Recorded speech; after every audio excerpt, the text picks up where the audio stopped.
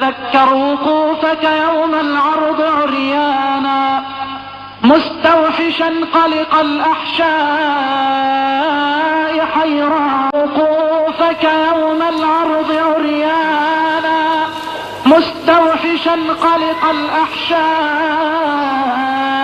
حيرانا، والنار تلهب من غيظ ومن حنق على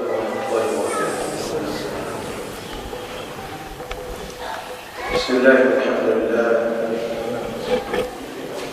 والصلاة والسلام على رسول الله صلى الله عليه وآله وسلم. وبعد، فهذه موعظة أبدأها بحديث أخرجه الترمذي وغيره من حديث مولى عثمان بن عفان رضي الله عنه، وهو هانئ مولى عثمان بن عفان رضي الله عنه قال: كان عثمان بن عفان رضي الله عنه إذا وقف على القبر بكى حتى يبل لحيته. عثمان بن عفان ثالث الخلفاء الراشدين الحيي ذي النورين، يجلس أو يقف على القبر فيبكي حتى يبل لحيته. فقيل له: تذكر الجنة والنار ولا تبكي، وتبكي من هذا؟ تسمع ذكر الجنة والنار في كلام الله عز وجل ولا تبكي، وتقف هذا الموقف فتبكي. فقال رضي الله عنه: سمعت رسول الله صلى الله عليه وسلم يقول: إن القبر أول منزل من منازل الآخرة. إن القبر أول منزل من منازل الآخرة،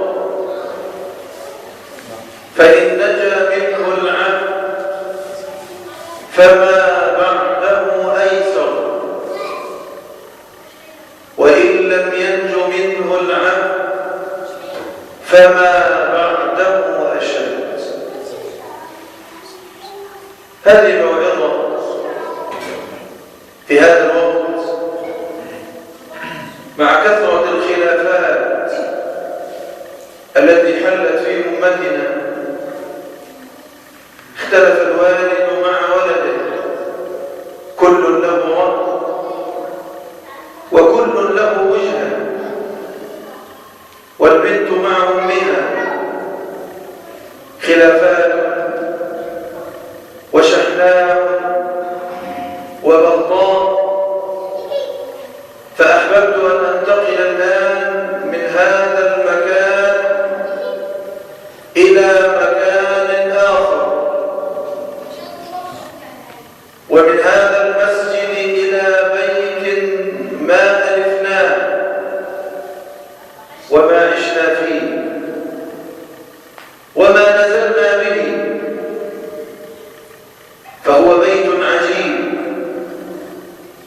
ومنزل غريب، لنرى ماذا يحدث فيه. هل علمتم إلى أين سنذهب؟ سنذهب الآن إلى القبر. هذا البناء الذي نمر عليه صباح مساء ليل نهار. هذا الموضع الذي نضع فيه الموتى. هي في بلادنا بناء معروف، وفي بلاد أخرى هي حفرة في الأرض يوضع فيها الميت. والقبر موعظة، وأي موعظة. قال النبي صلى الله عليه وسلم: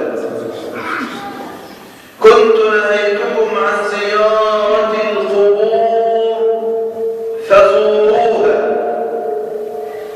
فإنها تذكركم الآخرة. واستأذن رسول الله صلى الله عليه وسلم ربه أن يستغفر لأمه، أي ربي أريد أن أستغفر لأمي ولدتني وأرضعتني وربتني، ذرني أستغفر لأمي، فمنع. قال: فاستأذنته أن أزور قبرها فأذن لي، فزار النبي صلى الله عليه وسلم قبر أمه وبكى حتى أبكى من حوله. هذا القبر موعظة، وأي موعظة. بيت الدود، بيت الوحشة، بيت الغربة. تعالوا بنا نذهب إليه، لكن نذهب ونحن نحمل ميتا. نحمل ميتا، وهذا الميت الذي نحمله اسمع لقوله، يتكلم بكلام لو سمعناه لمتنا أو لغشي علينا. في الصحيح أن النبي صلى الله عليه وسلم قال: إن الجنازة إذا احتملها الرجال على أعناقهم، حملها الرجال على الأعناق، فإن كانت صالحة قالت: قدموني قدموني. الميت الذي نحمله يتكلم، لكن نحن لا نسمع هذا الكلام. لكن الذي أخبر به هو رسول الله، هو الصادق الأمين. يقول الميت: قدموني قدموني. هذا إذا كان صالحا طائعا مراقبا لله عز وجل. وإن كانت غير ذلك، إذا كان شريرا مفسدا عبيدا عاصيا فاسقا، قالت: يا ويلها أين تذهبون بها؟ يسمعه كل شيء إلا الثقلين، ولو سمعه لصعق. لو أن رجلا من بني آدم سمعه لصعق، لو أن نفرا من الجن سمعه لصعق. يتكلم بهذا الكلام، نحمله. وأمرنا بالإسراع، إذ النبي صلى الله عليه وسلم قال: أسرعوا بالجنازة، فإن كانت صالحة فخير تقدمونه إليه، وإن كانت غير ذلك فشر تضعونه عن رقابكم. خرجنا والميت نمشي على عجل، وتبع هذا الميت ثلاث: ماله وأهله وعمله.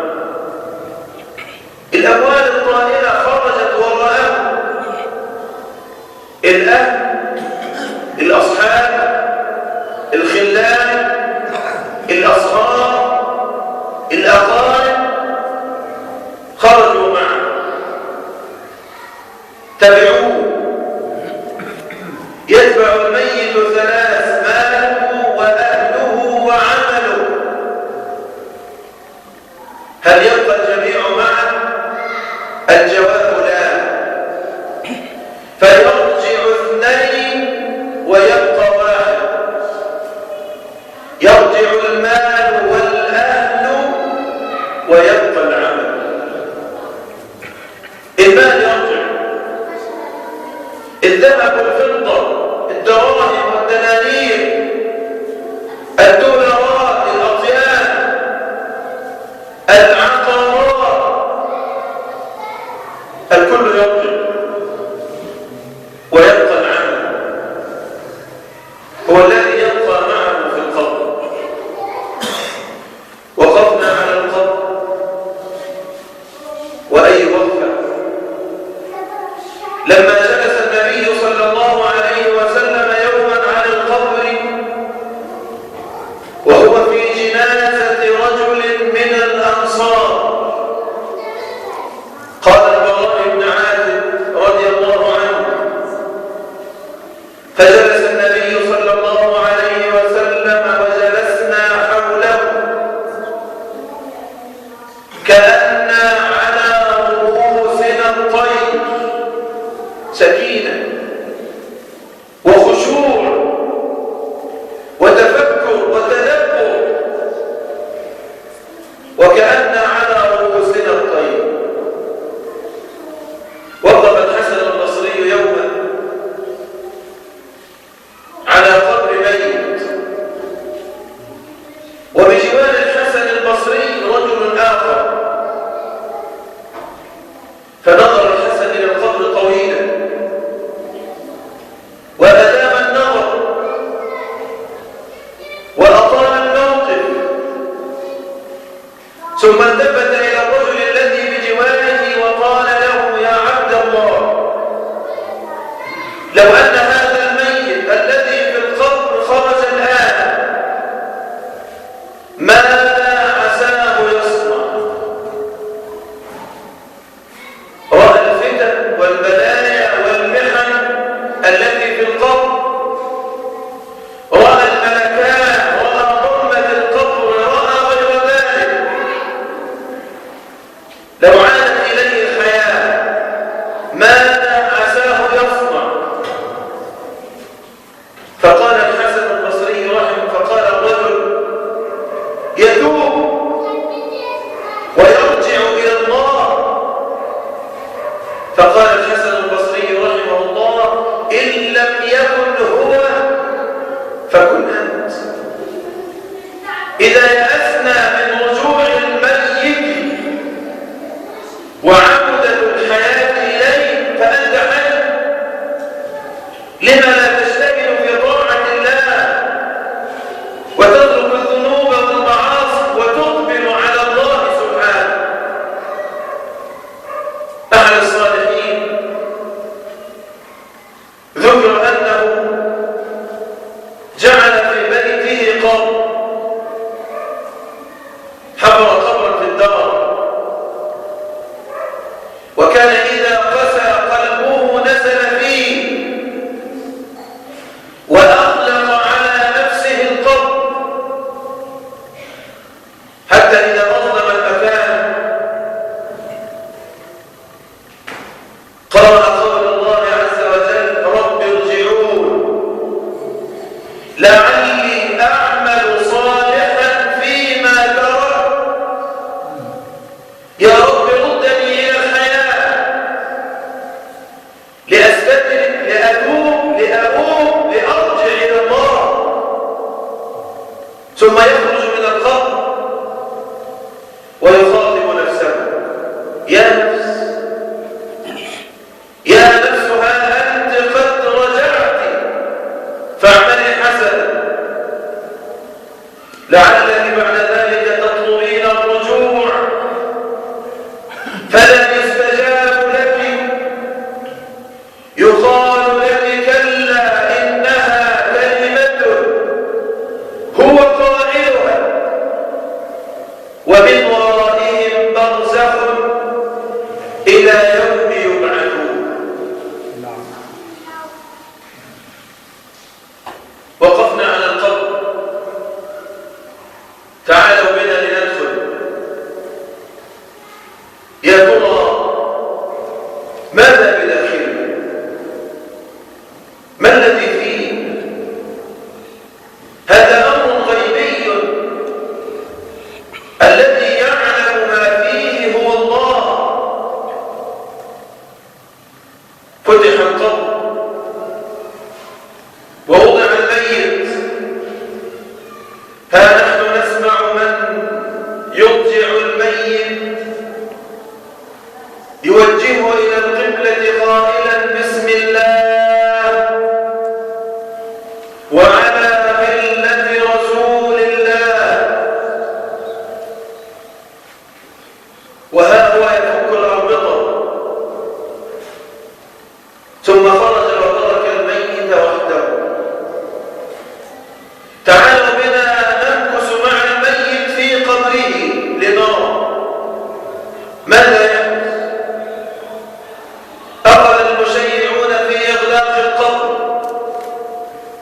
كلما وضعت لبنة أخذ القبر يظلم، وضعت الأخرى اشتد الظلام، لبنة بعد أخرى وبعدها ثالثة، بقيت لبنة واحدة أو حجر صغير، وضع الحجر فأظلم القبر، ظلمات بعضها فوق بعض، إذا أخرج يده لم يكن يراها.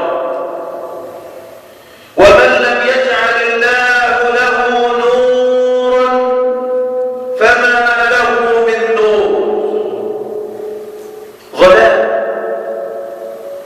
ظلام دامس، ظلام حالك، لا ترى في هذا الظلام شيء. امرأة في زمن النبي صلى الله عليه وسلم، امرأة سوداء أو رجل أسود، كان عمله أنه يقوم المسجد، ينظف بيت الله، ينحي الأذى منه. وعهدنا إلى إبراهيم وإسماعيل أن طهرا بيتي.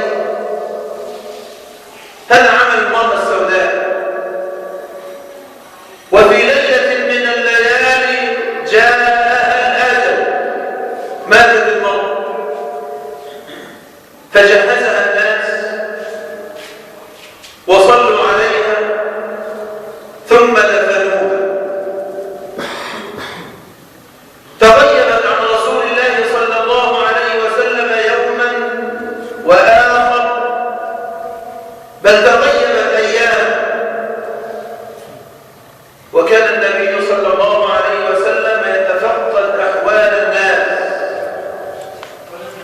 قال أين فلان أو أين فلان؟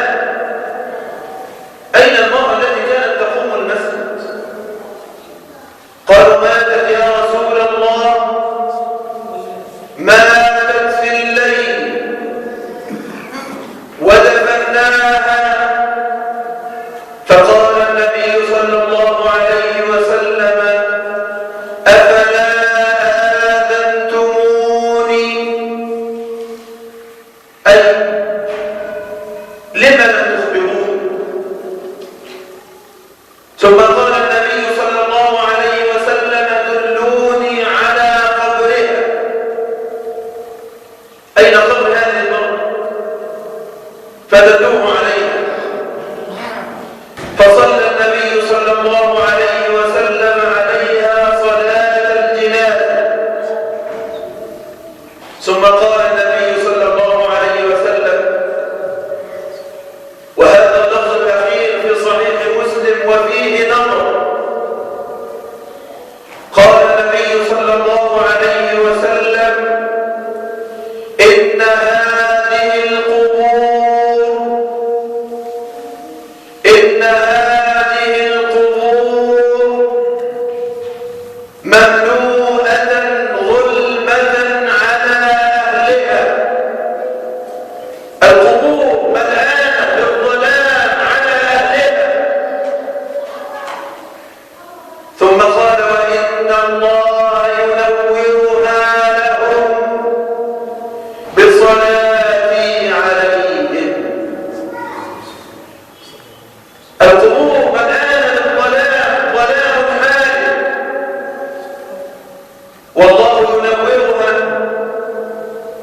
لهم بصلاتي عليهم. فالقبر ظلام دامس، ظلام حالك. والميت الذي وضعناه جثة هامدة قد خرجت روحه، رفعت الروح إلى بارئها، فهل تعود الروح إليه؟ انتهى المشيعون من الدفن وبدأوا في الانصراف، نعالهم وهي تطأ الأرض لها صوت، هذا الصوت يسمعه الميت، ترجع إليه الروح ويسمع صوت نعال المشيعين إذا رجعوا إلى بيوتهم. إن الميت يسمع خفق نعال المشيعين إذا تولوا عنه. عادت الروح إليه وهو وحده فريد طريد بعيد، ينام على التراب بعد النوم على الحليب والديباج وعلى الأسرة، وبجواره المرأة الحسناء. الآن هو نائم على التراب وبجواره العظام والرفات والدم والصديد. سمع عادت إليه الروح، لأن الله عز وجل أو ينادي مناد: أعيدوها إلى الأرض فإني منها خلقتهم وفيها أعيدهم ومنها أخرجهم تارة أخرى. عادت إليه الروح، يسمع الأصوات. وقف النبي صلى الله عليه وسلم بعد غزوة بدر وقد قتل صناديد قريش، قتل أبو جهل وعتبة بن ربيعة وشيبة بن ربيعة والوليد بن عتبة وفلان وفلان، فحفرت لهم حفرة، ثم جروا، هم من أهل الشرك كفروا، جروا حتى ألقوا في هذا القليب وتلك الحفرة وأهيل عليهم التراب، وتركهم النبي صلى الله عليه وسلم 3 أيام. ثم بعد 3 أيام وقف عليهم وأخذ ينادي على الموتى معه قائلا: يا أبا جهل بن هشام، يا عتبة بن ربيعة، يا شيبة بن ربيعة، يا وليد بن عتبة، يا فلان ويا فلان. فقال عمر: يا رسول الله، أتخاطب أقواما قد جيفوا، تخاطب لدنا وجيف؟ فقال النبي صلى الله عليه وسلم: والله ما أنتم بأسمع مما أقول منه، ما أنتم بأسمع لما أقول منه، ولكنهم لا يستطيعون الإجابة. عاد إليه الروح، وما هي إلا لحظات حتى بدأت الفتن والمحن، بدأت البلايا والنقم. في القبر فتن، نعم. قال النبي صلى الله عليه وسلم: إنكم تفتنون في قبوركم قريبا من فتنة الدجال أو نحوا من فتنة الدجال.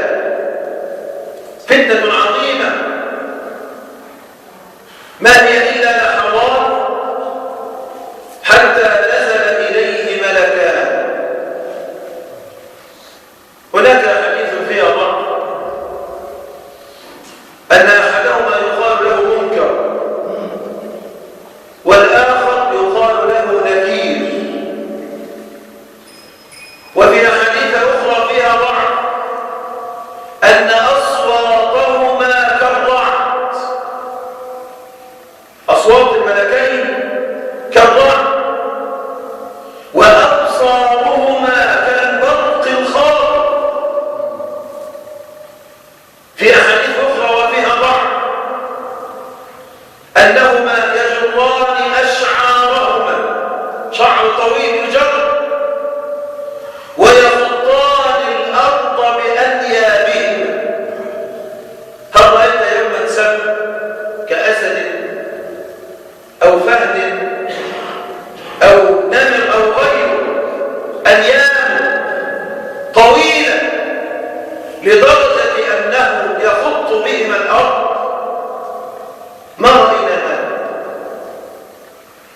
الملك هو وحده فريد، لا جليس ولا أنيس، ينزل به الملكان ويسأل أسئلة ثلاث. لو سئلت لأي واحد الآن من أهل الإسلام لأجاب. يسأل: من ربك؟ وما دينك؟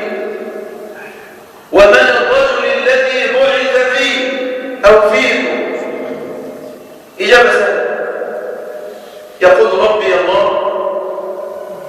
ديني الإسلام، الرجل الذي بعث فينا هو رسول الله صلى الله عليه وسلم. سهل. لكنها في هذا الموقف سهلة ويسيرة على من يسرها الله عليه وعلى من ثبته الله. يثبت الله الذين آمنوا بالقول الثابت في الحياة الدنيا وفي الآخرة، ويضل الله الظالمين ويفعل الله ما يشاء. هذه الآية نزلت في عذاب القبر. المسلم الوحيد الموقن يقول بطلاقة إذا قيل له: من ربه؟ قال: ربي الله. ما دينك؟ ديني الإسلام. من نبيك؟ نبي محمد صلى الله عليه وسلم. نسأل الله أن يثبتنا وإياكم والسامعين والحاضرين. الفاجر العاصي والكافر يقال له: من ربك؟ كان يعبد الأوثان أو الأحجار أو الأشجار أو يعبد البقر أو يعبد الحيوانات، ورغم خفاف العقول يعبدون آلهة. يضحك الشخص إذا سمع عنه. إذا سمعت من يعبد فأرا، إذا سمعت من يعبد امرأة، إذا سمعت أعزك الله من يعبد فرجا، إذا قيل بمثل هؤلاء قيل لأحدهم: من ربك؟ ولا يعرف ربه، يقول: لا أدري. ما دينك؟ لا أدري. من نبيك؟ لا أدري. في حديث البراء بن عازب رضي الله عنه، وقد صححه عدد من أهل العلم، أنه يضرب بمطرقة من حديد، مطرقة عظيمة، يضرب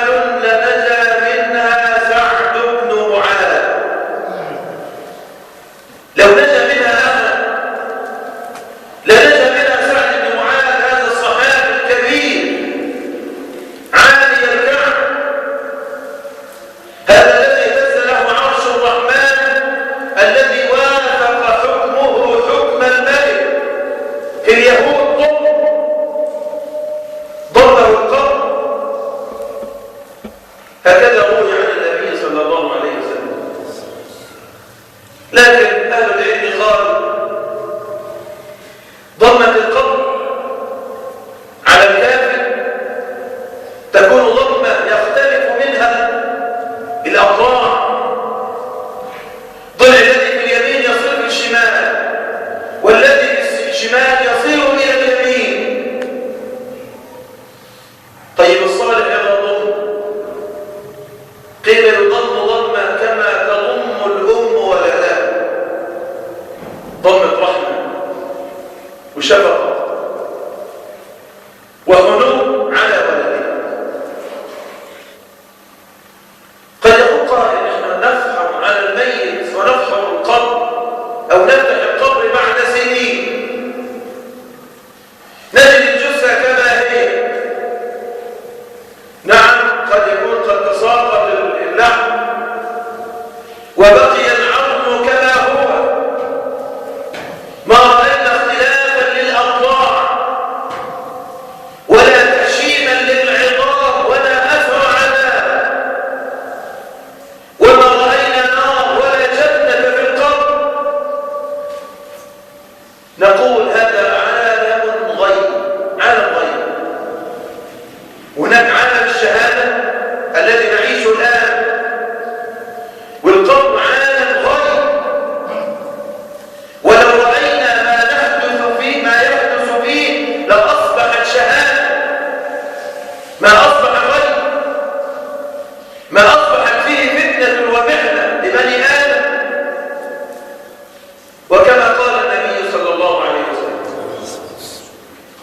لولا ألا تدافنوا، لولا أني أخشى وأخاف ألا يدفن الرجل أباه وألا يدفن الابن أمه أو يدفن أخاه أو أباه أو قريبه، لدعوت الله أن يسمعكم من عذاب القبر الذي أسمع.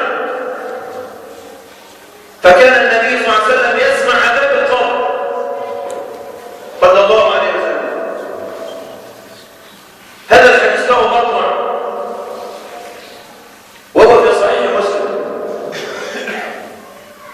أن النبي صلى الله عليه وسلم ركب بغلة له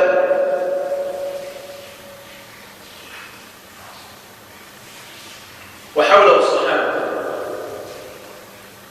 فدخل حائطا لبني النجار، الحائط بستان. فلما دخل البستان ارتعدت البغلة وكادت تلقي رسول الله. البغلة كأنها رأت فزع فتحركت وارتعدت من شدة حركتها، كاد رسول الله أن يسقط من عليه. وإذ النبي صلى الله عليه وسلم يجد أمامه 6 أقبل أو 5. فسأل النبي صلى الله عليه وسلم الصحابة قائلا من يعرف أصحاب هذه القبور؟ قال رجل أنا يا رسول الله. قال متى ماتوا؟ قال ماتوا في الإشراك، أي وهم مشركون. فقال النبي صلى الله عليه وسلم إن هذه الأمة تبتلى في قبورها ولولا ألا تدافنوا، ولولا ألا تدافنوا لدعوت الله أن يسمعكم من عذاب القبر الذي أسمع. سمع النبي صلى الله عليه وسلم يوما وجبا،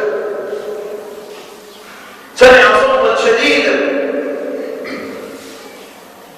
فقال النبي صلى الله عليه وسلم للصحابة يهود تعذب في قبورها. هذا أمر حقيقة ليس بخيال، وهذا أمر غيبي ما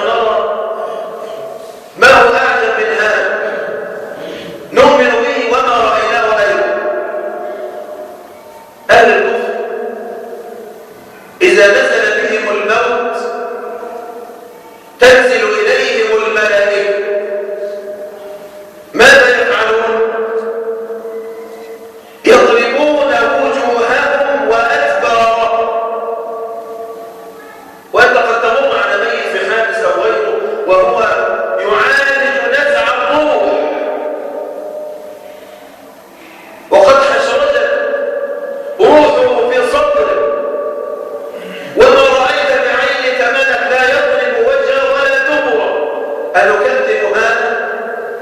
الجواب لا. ولو ترى إذ الظالمون في غمرات الموت والملائكة باسطوا أيديهم أخرجوا أنفسكم اليوم تجزون عذاب الهون بما كنتم تقولون على الله غير الحق وكنتم عن آياته تستكبرون. فربي قادر على كل شيء. الأعجب من هذا قصة الرجل المشهورة المعروفة التي ذكرت مرارا، الرجل العاصي الذي لما حضر أجله جمع أولاده وبنيه قال يا أبناء أي أب كنت لك؟ قالوا خير أب. ما قصرت؟ قال إن الأبعد لم يعمل خيرا قط، ما عملت طاعة أبدا، فإذا أنا مت فأحرقون ثم اسحقون ثم انظروا في يوم ريحه شديد فذرون مع الهواء، وقد ضربوا في بعض الروايات نصف في البحر والآخر في اليم، ففعل به ونفذت وصيته. قال النبي صلى الله عليه وسلم فقال الله عز وجل كن فإذا هو بشر قادر. قال ما حملك على ما صنعت؟ قال خشيتك يا رب. قال النبي صلى الله عليه وسلم فغفر له. مما يحدث في القبر رؤية المقعد، رؤية المكان الذي سيكون أمرك إليه. لأن هناك كلمة مشهورة نسمعها عند موت العظماء أو الرؤساء، يقول الناس انتقل إلى مثواه الأخير. فهل القبر في الحقيقة المثوى الأخير؟ الجواب لا، إنما هي مرحلة حياة أنواع، حياة الدنيا التي نعيشها الآن، والحياة في البرزخ هي التي في القبر لها أحكامها، والحياة الآخرة إما في الجنة نسأل الله أن يجمعنا وإياكم مع النبي فيه، وإما والعياذ بالله في النار نسأل الله أن يجنبنا وإياكم إياه. فالمسلم يرى مقعده من النار. هل للمسلم مقعد في النار؟ الجواب نعم. قال النبي صلى الله عليه وسلم في حديث أذكره بمعناه أنه ما من أحد خلقه الله إلا وقد أعد له مقعد في الجنة وآخر في النار. إذا دخل أهل الجنة الجنة ورثوا مقاعد أهل الكفر، وأهل الكفر إذا دخلوا النار ورثوا مقاعد أهل الجنة. وتلك الجنة التي أورثتموها بما كنتم تعملون. طالب صالح يرى مقعده من الجنة من النار في أول الأمر، يقال له انظر هذا مقعدك من النار، فيخاف. ثم يفتح له باب إلى الجنة يرى فيه مقعده من الجنة ويقال له انظر قد أبدلك الله به هذا، فيصر ويفرح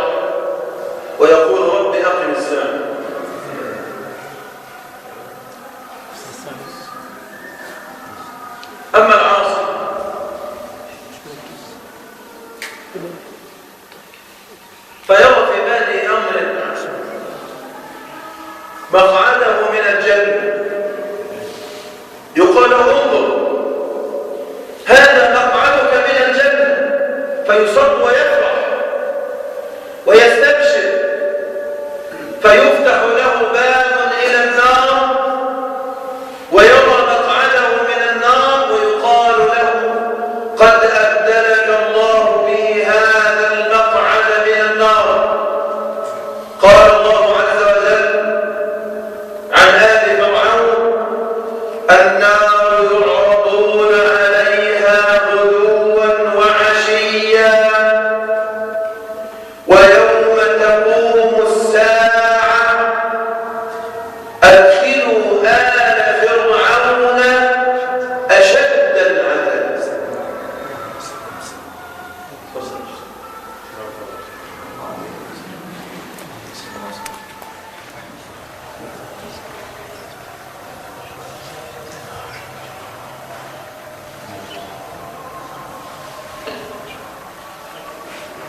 بسم الله والحمد لله والصلاة والسلام على رسول الله صلى الله عليه وآله وسلم.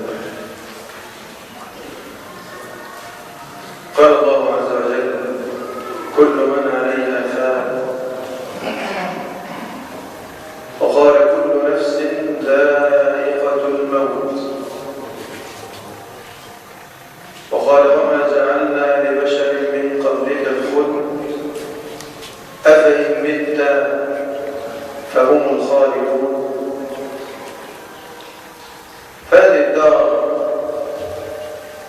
أبدا وحتما سنرحل عنها، وسندخل هذا البيت المظلم. نسأل الله عز وجل أن ينوره علينا وعلينا. ومما يحدث في القبر أيضا أنه يجلس معك جليس، هذا الجليس هو عملك الصالح، كما قال النبي صلى الله عليه وسلم: يأتيه رجل أبيض الوجه أبيض الثياب طيب الريح، إذا رأى الميت استبشر وسر وفرح، فيقول له: من أنت؟ فوجهك الوجه الذي يأتي بالخير، فيقول: أنا عملك الصالح، وهذا يومك الذي كنت توعد. العاصي يأتيه رجل أسود الوجه خبيث الثياب منتن الريح، شكله مرعب مخيف، فيقول الميت: من أنت؟ فوجهك الوجه الذي يأتي بالشر، فيقول: أنا عملك السيء، وهذا يومك الذي كنت توعد. قد ذكر النبي صلى الله عليه وسلم رؤيا رآها، ذكر الإمام البخاري في صحيحه في عذاب القبر، وهي ببعض صور المعذبين في القبر. معذبون في القبر منهم الذين كانوا يكذبون. كيف عذابهم؟ قال النبي صلى الله عليه وسلم: بين أنا نائم إذ أتاني رجلان فابتعثاني فذهبت معهما، فأتينا على رجل جالس وآخر قائم على رأسه معه كلوب من حديد يشرشر به شدقه إلى قفاه ومنخره إلى قفاه وعينه إلى قفاه الناحية اليمنى، ثم يذهب إلى اليسرى فيصنع بها مثل هذا، فتبرأ اليمنى فيصنع بها كما صنع، ثم اليسرى هكذا. قال النبي صلى الله عليه وسلم: يفعل به هكذا إلى يوم القيامة.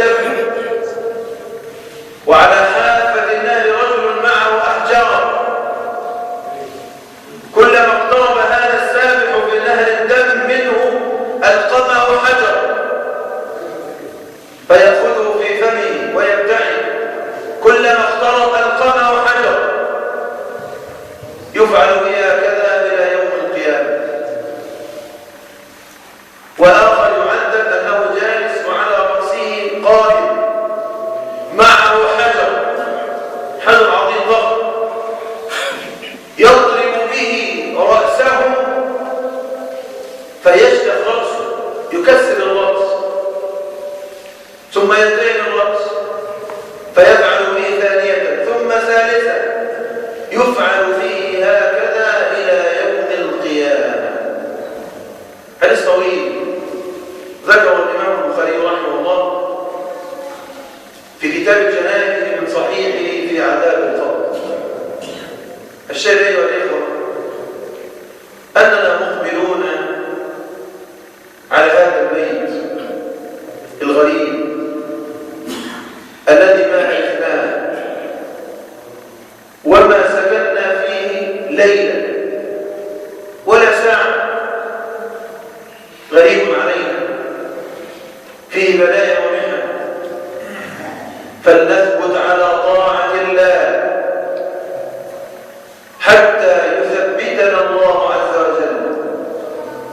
فالله قال: يثبت الله الذين آمنوا بالقول الثابت في الحياة الدنيا وفي الآخرة ويضل الله الظالمين ويفعل الله ما يشاء.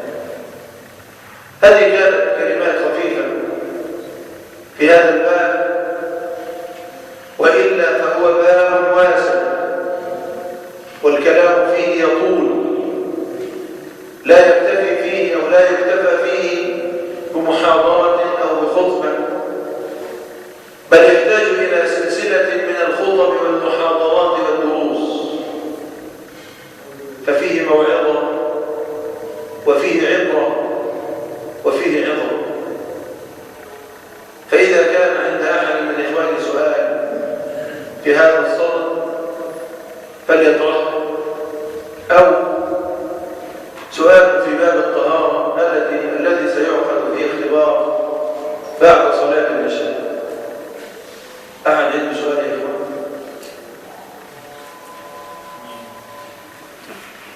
لا مش طيب بعد لا مش يرد على السؤال اللي بيجي مسلم هيجاوب. هل يشترط الاسلام فقط ام العمل؟ لا. النبي صلى الله عليه وسلم قال: اما الكافر او الفاجر فقد يكون من اهل الاسلام فجار، بل من جمله اهل الاسلام، يعني من جمله اهل الاسلام اهل النفاق. اهل النفاق المنافق ونعده بالصيغ المسلم. طيب اين هو يوم القيامه؟ ان المنافقين في الزرق الاسفل من النار. الله عز وجل قال: يثبت الله الذين امنوا بالقول الثابت في الحياه الدنيا وفي الاخره. طب انا اسالكم سؤال طالما مسكتين كده والجو،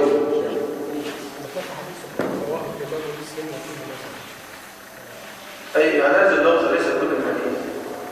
لفظة إن الله تنولها لهم بصلاة عليه قيل أنها مدرجة من قول أحد الرواة، ليست مرفوعة إلى النبي صلى الله عليه وسلم.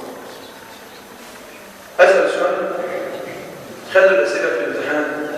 أكتفي بهذا القدر، وسبحانك اللهم وبحمدك أشهد أن لا إله إلا أنت أستغفرك وأتوب إليك. والسلام عليكم.